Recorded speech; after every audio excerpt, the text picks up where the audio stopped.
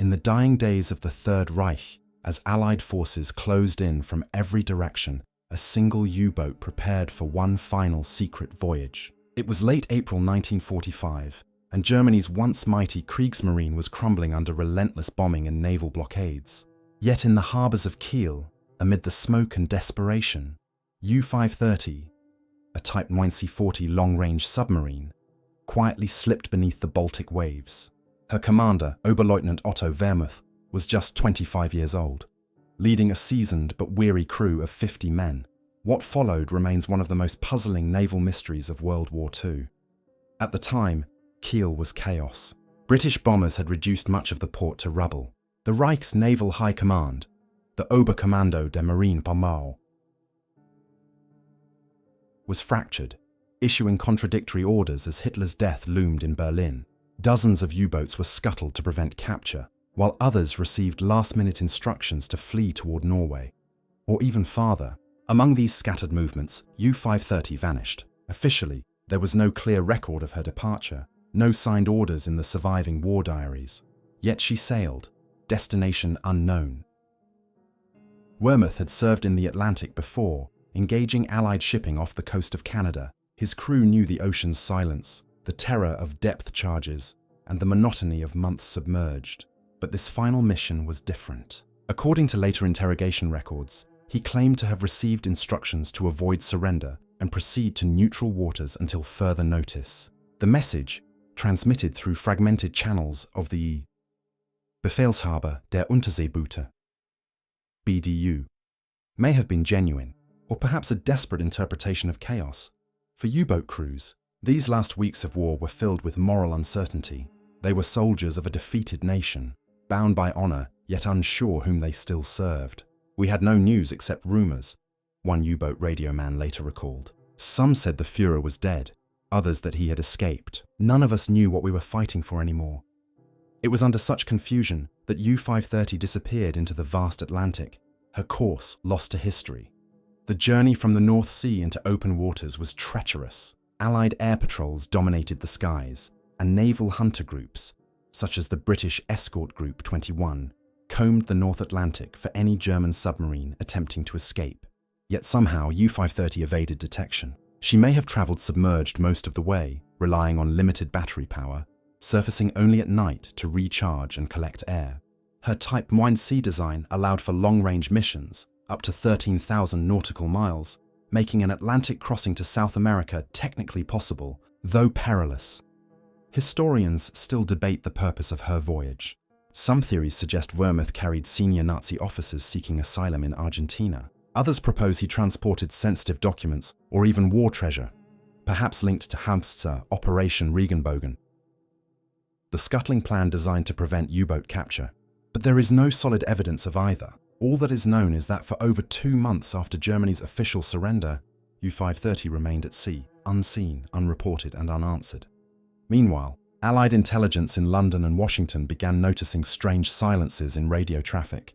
Several U-boats that had been active near Norway went missing around the same time. The US Navy's Office of Naval Intelligence, ONI, noted in a May 1945 report that certain enemy submarines are unaccounted for and may be attempting escape to South America or Japan. The possibility of a coordinated U-boat exodus troubled the Allies, who feared secret evacuations of Nazi elites through neutral waters. In the larger context of the war's end, these fears were not unfounded. Hundreds of German officers were indeed fleeing Europe, through Spain, Switzerland, and even Red Cross routes, towards sympathetic nations in South America. Argentina, under President Juan Domingo Perón, had strong ties to Germany and a growing nationalist movement that welcomed skilled European immigrants. The idea that a U-boat might have slipped away carrying fugitives seemed entirely plausible. By May 8, 1945, the day Germany surrendered, most of the Kriegsmarine had ceased operations. Admiral Karl Dönitz, Hitler's short-lived successor, ordered all U-boats to surface and surrender to the nearest Allied port. Yet U-530 did not respond. In the following weeks, as Allied ships accepted dozens of surrendering submarines across the Atlantic, one commander after another confirmed U-530 was gone. From the Allied perspective, this disappearance was more than a curiosity. It was a potential threat. A rogue submarine, still armed with torpedoes and unaccounted for, could disrupt post-war shipping or even attempt sabotage. The US Navy launched a search across the Atlantic corridors, deploying aircraft from bases in Newfoundland and the Azores, but no trace was found. It was as if U-530 had vanished into the deep. For Vermouth and his crew, the Atlantic must have felt like an endless graveyard, a sea littered with the ghosts of the U-boat fleet. Every horizon looked the same. Every shadow might hide an Allied ship. Yet still, they pressed on toward an unknown destination, driven by loyalty, fear, or perhaps something else entirely. The last confirmed message from U-530 was sent sometime in early May, after which, silence. What orders did they follow?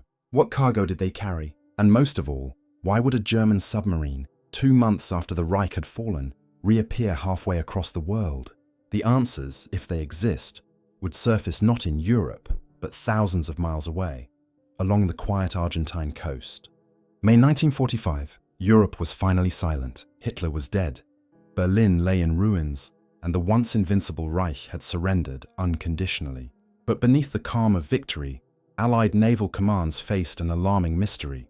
Several German submarines were missing, unaccounted for in surrender lists. Among them was U-530, a Type C-40 submarine that had slipped away from the Baltic in the final days of the war. Her absence was more than a bureaucratic anomaly. It represented a potential threat, a rogue weapon wandering the Atlantic, beyond the control of any government.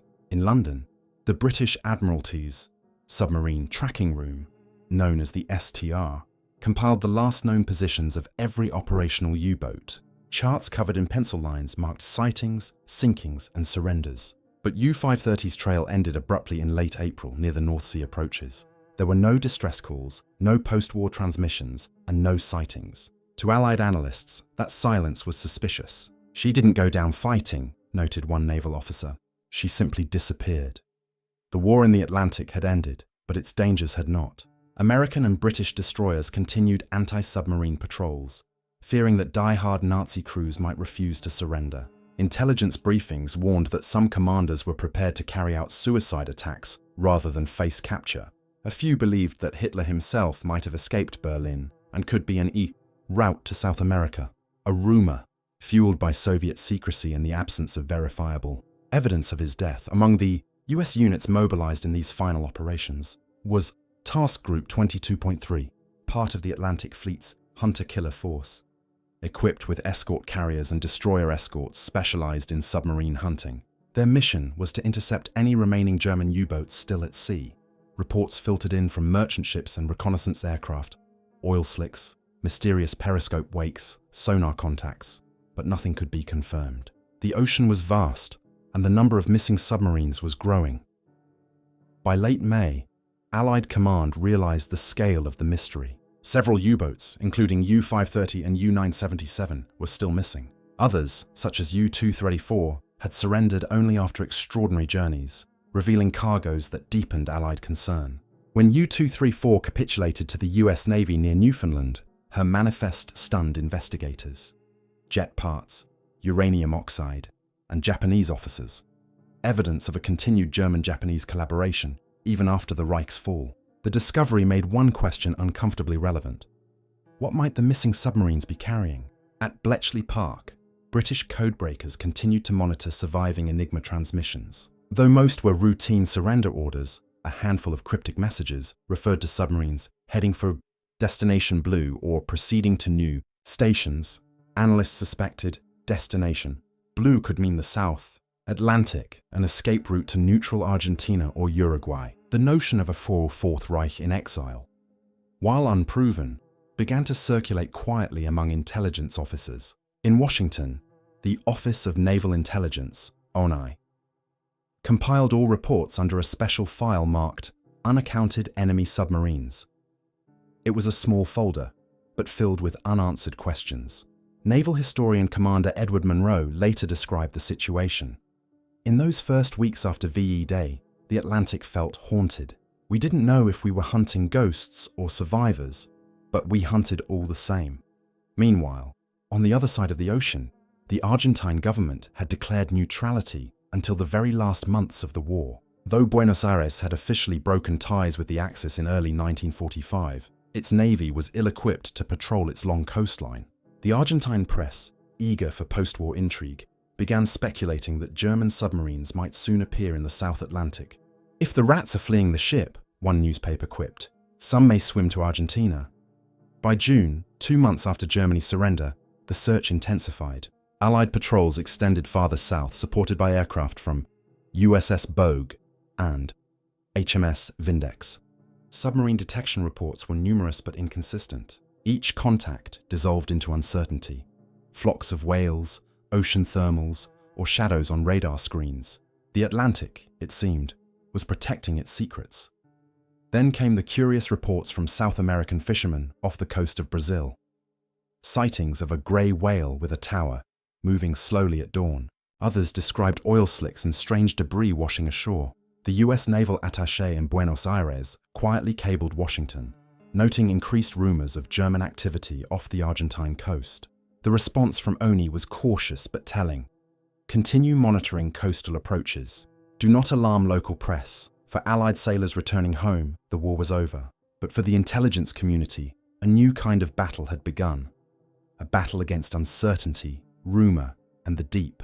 Each passing week made the disappearance of U-530 more perplexing. Where could a submarine hide for 2 months without resupply, radio contact, or discovery? How had it survived the relentless Allied patrol network that dominated every major sea lane? Some suggested it had sunk en route, another steel coffin on the Atlantic floor. Others whispered that it had completed a secret mission, delivering passengers or cargo before scuttling. The mystery grew, fed by every unanswered question and every shadow on the horizon. As July approached, few expected the truth to surface. But on a cold morning off the coast of Mar del Plata, Argentina, a lookout spotted a strange shape emerging from the sea. It was long, metallic, and unmistakable. After 66 days of silence, U-530 had returned from the dead, and the questions surrounding her voyage were only beginning. July 10, 1945, the Argentine Navy's coastal patrols were just beginning their morning rounds near Mar del Plata, a quiet port city 250 miles south of Buenos Aires. The war in Europe was over, the Pacific still raged, and Argentina, neutral until only weeks before Germany's collapse, was settling uneasily into the post-war world. Then, without warning, a grey silhouette rose from the misty horizon. Through binoculars, the patrol officers could hardly believe what they saw. A German U-boat, surfacing calmly just off their coast. At 7:30 a.m., the submarine hoisted a black flag of surrender and signaled for contact. When Argentine naval units approached, the crew of U-530 emerged onto the deck, sunburned, gaunt, and silent. There were 50 men in total, all in tattered Kriegsmarine uniforms but unarmed. The commanding officer, Oberleutnant Otto Wermuth, stood at attention and formally surrendered to Argentine Captain Giacomo Cabrera. "We are the crew of German submarine U-530, Wermuth announced in halting Spanish. "We have come to surrender." The sight stunned the Argentine Navy. The war in Europe had been over for more than 2 months. German forces had surrendered on May 8th. Donitz's remaining submarines had surfaced under Allied control weeks earlier. What then was a fully operational U-boat doing on the far side of the Atlantic, appearing as if from nowhere? The submarine was escorted into port, where curious locals gathered to witness the bizarre arrival. Children waved flags, photographers crowded the pier, and naval officers watched in disbelief. U-530 bore no identification number. The U and digits had been painted over. Its deck gun had been removed, and the crew had scuttled all torpedoes before surrendering. More disturbingly, the submarine's logbooks, navigation charts, and war diaries had all been destroyed. As Argentine officials boarded the vessel, the atmosphere grew tense. The crew refused to explain their route, offering vague answers in broken Spanish or English. Wermuth told his interrogators that he had departed Kiel in late April, received word of Germany's surrender while at sea, and decided to head for Argentina to avoid falling into Soviet hands. "We wished only to survive," he insisted, but Argentine intelligence officers noted inconsistencies. The voyage from Europe to Argentina should have taken about 40 days, not 66. Where had U-530 been during those missing weeks? The news spread rapidly across the world. Within 24 hours, United Press International, and Reuters carried the headline, "German submarine surrenders in Argentina, 2 months after war ends." In Washington, the U.S. Navy's Office of Naval Intelligence, ONI, immediately cabled Buenos Aires, demanding access to the submarine and its crew. British officials did the same. The Allies wanted answers, and fast. Investigators from the Argentine Navy, supported by ONI representatives, began systematic questioning. Each of the 50 crew members was interrogated separately. All gave nearly identical testimonies. They had received no new orders after leaving Europe, had not carried passengers, and had thrown all weapons and documents overboard. Yet minor discrepancies in timing, navigation, and recollections hinted at something concealed. When pressed on whether any high-ranking Nazi officials were aboard, Wehrmacht hesitated before answering. "No, only my men." Speculation erupted almost instantly. Argentine newspapers such as La Razón and Critica suggested that the U-boat had ferried secret Nazi envoys, or even Adolf Hitler himself, to Patagonia before surrendering. Others claimed the submarine had delivered gold, artwork, or scientific equipment intended to fund a new network of exiles. The rumors found fertile ground in post-war Argentina, where German communities had deep roots, and President Juan Domingo Perón's government maintained ambiguous sympathies toward the defeated Reich. Meanwhile, naval experts inspecting U-530 found several anomalies. The diesel engines were still in good condition, suggesting recent maintenance at sea. The crew carried unusually large food reserves, enough for nearly 3 months. There were signs that parts of the hull had been cleaned or repainted during the voyage, indicating stops or surfacing periods longer than Wehrmacht admitted. To American investigators, these details didn't align with the story of a desperate, aimless escape. During questioning, Wehrmacht denied any involvement in transporting Nazi leaders or valuables. "We did not carry anyone but our own crew," he repeated. Yet his demeanor, calm, precise, almost rehearsed, made the interrogators suspicious. When asked why the submarine's identification had been removed, he claimed it was a security measure to avoid enemy detection, but no record of such a directive existed in surviving Kriegsmarine orders. As the US and UK demanded custody of the vessel, Argentina found itself in a diplomatic spotlight. The government permitted Allied observers to inspect the submarine, but refused to relinquish it immediately, citing sovereignty. American officers were frustrated. One wrote in a private report, "The Argentine Navy is protecting this submarine as if it were a national treasure." For weeks, the U-boat sat moored in Mar del Plata under heavy guard, attracting journalists, photographers, and conspiracy theorists alike. Beneath the surface, intelligence agencies raced to piece together the mystery. Could U-530's journey be part of a coordinated Nazi escape plan? Just days earlier, rumors had emerged of another submarine, U-977, heading south under similar circumstances. The coincidence was difficult to ignore. Both were Type 9 class boats, both vanished at the war's end, and both appeared on the Argentine coast within weeks of each other. For the men of U-530, the ordeal was far from over. They were transferred to Buenos Aires for further questioning, then handed over to US authorities for interrogation. None ever changed their story. The U-boat's interior, stripped of evidence and swept clean, offered no answers, only silence. Still, questions lingered. Why did they destroy every document? Why travel 8,000 miles to surrender in a country that had only recently broken with Germany? And most of all, what happened during those missing 2 months? The mystery of U-530 had entered a new phase, the stage of denial, suspicion, and speculation. And in the shadow of the Pampas, a legend was being born, one that would soon pull Argentina and the world into one of the most persistent enigmas of the post-war era. When U-530's commander, Oberleutnant Otto Wehrmacht, sat down for his first formal interrogation in Buenos Aires, Allied investigators believed they finally had a chance to unravel the mystery. But instead of clarity, the sessions only deepened the confusion. Wehrmacht's answers were meticulous yet evasive, offering fragments of truth wrapped in contradictions. The story he told might have satisfied a bureaucrat, but for seasoned naval intelligence officers, it simply didn't add up. According to Wehrmacht's statement, U-530 had left Kiel on April 19, 1945, carrying only routine supplies and a standard crew. He claimed to have learned of Germany's surrender through intercepted Allied broadcasts while patrolling north of Iceland. Facing the collapse of command and fearing Soviet imprisonment, he decided to steer for neutral waters. "We had nowhere to go," he told his interrogators. "We wished only to survive." Yet his logbooks, which could have confirmed his route, were deliberately destroyed. An act Wehrmacht justified as standard procedure under capitulation conditions. The interrogations, led jointly by Argentine Naval Intelligence and US officers from the Office of Naval Intelligence, ONI, lasted for weeks. Wehrmacht's every word was transcribed and analyzed, but inconsistencies quickly surfaced. His claimed course from the North Sea to Argentina did not match the submarine's recorded fuel usage. The Type 940's range made such a voyage possible, but not without resupply or extended surface travel, an impossible feat given Allied air dominance in May 1945. Meanwhile, Allied intelligence circles were already discussing a darker possibility, that U-530 had delivered passengers or cargo before surrendering. The missing deck gun, the stripped identification, the burned papers, all hinted at concealment rather than mere survival. "There are deliberate erasures here," noted one ONI officer. "A story rewritten at sea."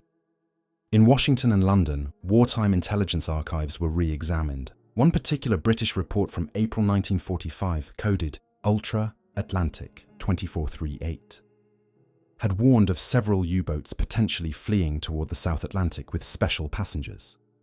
The intercept did not specify which submarines, but naval historians later noted that U-530 and U-977 fit the timing almost perfectly. Both disappeared from tracking reports within the same 10-day window.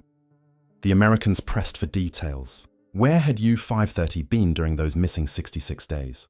Wehrmacht insisted that he had cruised submerged by day, surfaced at night, and drifted westward with ocean currents to conserve fuel.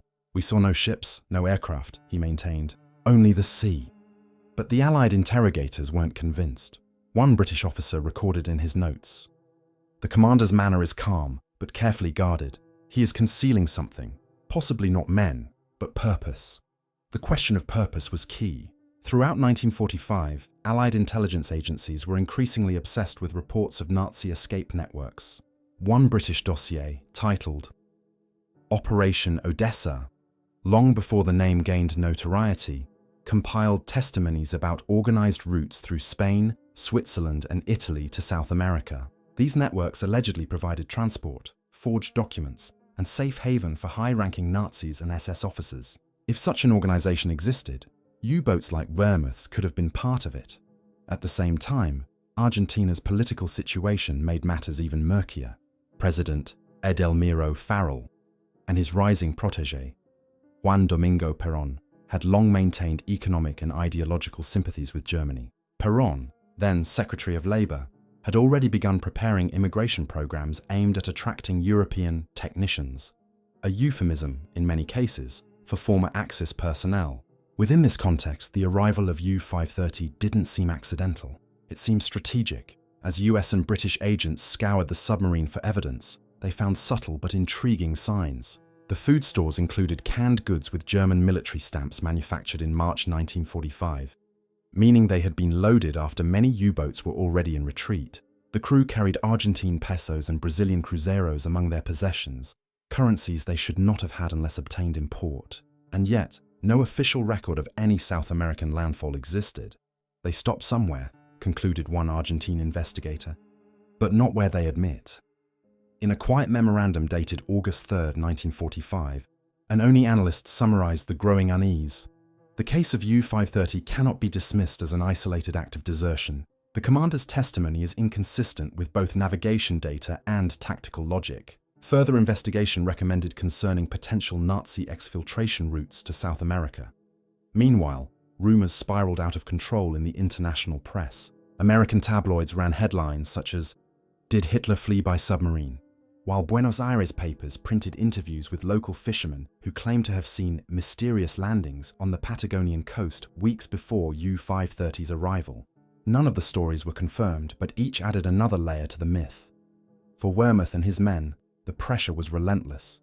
They were transferred to US custody and moved to the naval prison at Fort Hunt, Virginia, where German POWs were interrogated under the secret PO Box 1142 program. There, intelligence officers probed deeper, cross-examining crew members separately.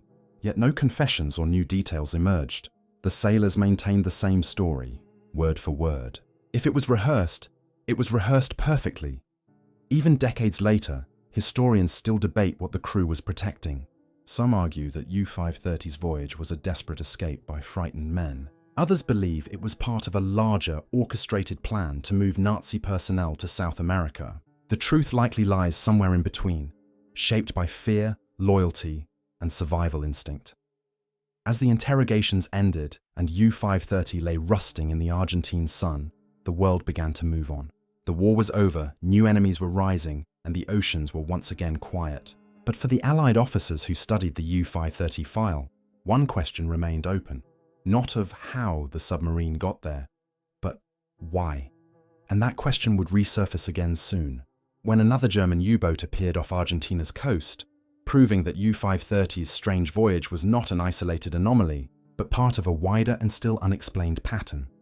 In the months following U-530's arrival in Argentina, reports of other rogue German submarines began to surface, casting the first shadows of a post-war mystery that would captivate governments, historians, and the public alike.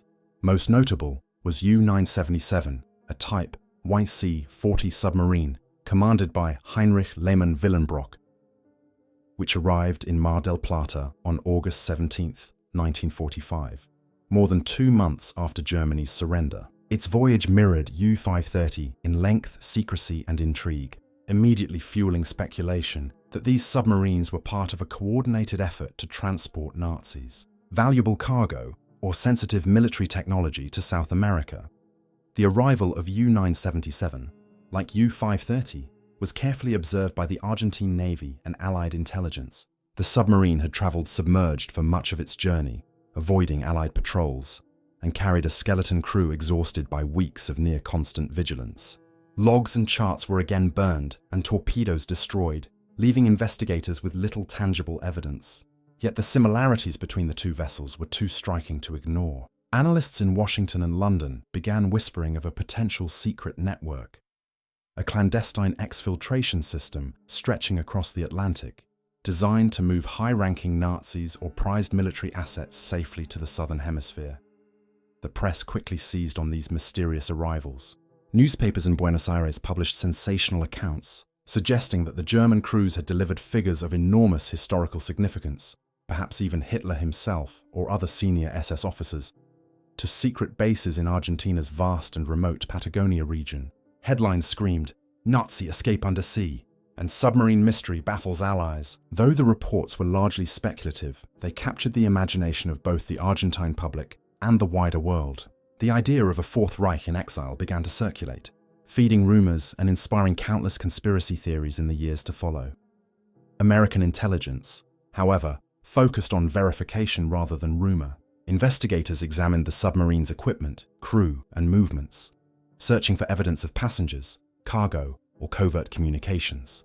Forensic checks of food rations, fuel consumption, and maintenance logs suggested that the submarines could indeed have made the transatlantic journey without port calls, but only under extreme conditions. It would have been an extraordinary feat of seamanship and endurance, one ONI report noted.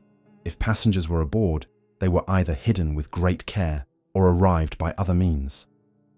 Meanwhile, Argentina's political climate added an additional layer of complexity.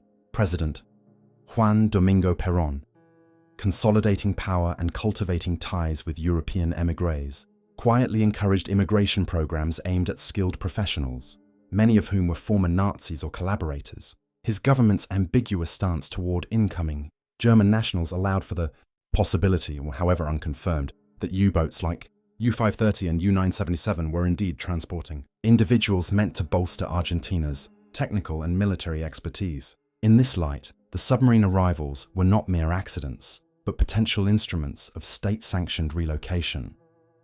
Historians later examined the broader context of Nazi escape routes. The so-called rat lines involved elaborate networks through Spain, Italy, and Switzerland, providing transit, documentation, and financial support for fleeing officers. U-530 and U-977's transatlantic voyages suggested an extension of these routes into the maritime realm. By arriving undetected on Argentina's southern coast, They demonstrated not only the logistical capability of the German Navy even after surrender, but also the willingness of local governments to permit, or at least tolerate, their passage. Despite extensive investigation, no conclusive proof emerged that U-530 carried high-ranking officials, gold, or secret technology. Yet the circumstantial evidence, months at sea, destroyed records, offloaded or missing equipment, fueled endless speculation. Argentine officials maintained official neutrality, stating simply that the crews surrendered and no passengers were aboard. US and British intelligence accepted the surrender at face value, but retained a degree of suspicion, documenting every anomaly in meticulous detail. The story of U-530 and U-977 became emblematic of a wider post-war anxiety that the remnants of the Third Reich had not entirely vanished. The mythos surrounding these voyages only deepened as the years passed. Rumors persisted of German settlements hidden in Patagonia, where former officers lived under assumed identities, shielded by sympathetic local officials. Stories circulated in memoirs, newspapers, and interviews, some factual, many exaggerated. Scholars later uncovered immigration records showing a significant influx of Germans in Argentina between 1945 and 1955, lending credibility to at least a partial exodus. Yet the direct link between the submarines and this migration remained elusive. For the surviving crew of U-530, life after surrender was marked by both relief and uncertainty.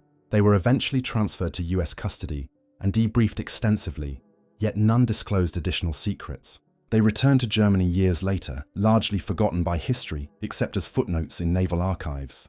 Their journey, however, left a lasting impression on Allied intelligence and the public imagination alike. The broader lesson of these U-boats voyages is multifaceted. They underscore the chaos of post-war Europe, the persistence of loyalty among military personnel even in defeat, and the logistical ingenuity of the German Navy. They also reveal the murky intersections of geopolitics and secrecy, where neutral nations, displaced populations, and intelligence agencies intersected in the wake of global conflict. And for historians and enthusiasts, they provide one of the most tangible examples of wartime operations giving rise to enduring mystery. As U-530 and U-977 faded from immediate view, their stories continued to echo across diplomatic cables, intelligence files, and local lore. Even decades later, the question remained unresolved. If these submarines did not carry senior Nazi officers or secret cargo, why were they so carefully concealed? And why did they risk a perilous journey halfway around the world instead of surrendering in Europe? The answers, as always, remained tantalizingly out of reach, suspended somewhere between historical fact and post-war legend. And with rumors of additional submarines still lurking, the mystery was far from over. By 1947, the saga of U-530 had reached its final enigmatic chapter. The submarine, once the subject of intense scrutiny and speculation in Buenos Aires, was handed over to the US Navy for post-war examination. Intelligence officers hoped to uncover its secrets, any remaining evidence of passengers, contraband, or operational orders.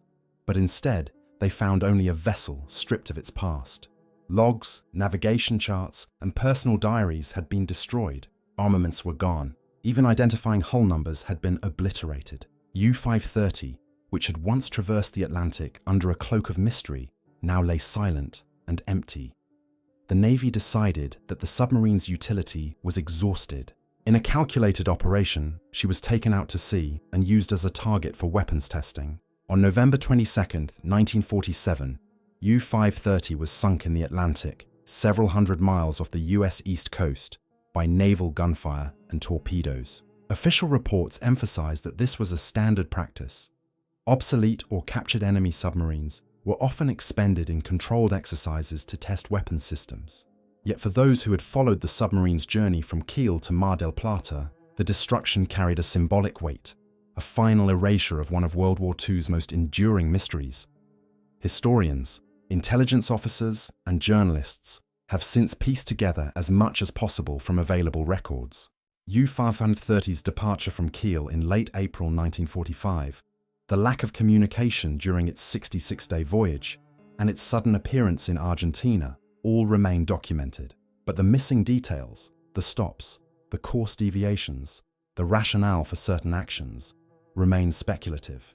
Was the voyage purely a desperate survival maneuver by a terrified crew, or part of a more complex organized plan to move Nazi officials or sensitive materials? Evidence suggests that at the very least, U-530 operated with an awareness of international scrutiny, taking extreme measures to hide its activity and protect the crew. The submarine's crew returned to Germany in the late 1940s after being held for debriefing and intelligence work. Interviews conducted decades later revealed little. Wehrmacht and his officers consistently maintained that no high-ranking Nazis were aboard, that no gold or sensitive military technology was transported, and that their mission was survival. Yet the absence of hard evidence left historians cautious. Small anomalies, such as unexplained stops or the condition of the submarine upon surrender, continue to fuel debates, suggesting that perhaps not every secret of the voyage was disclosed.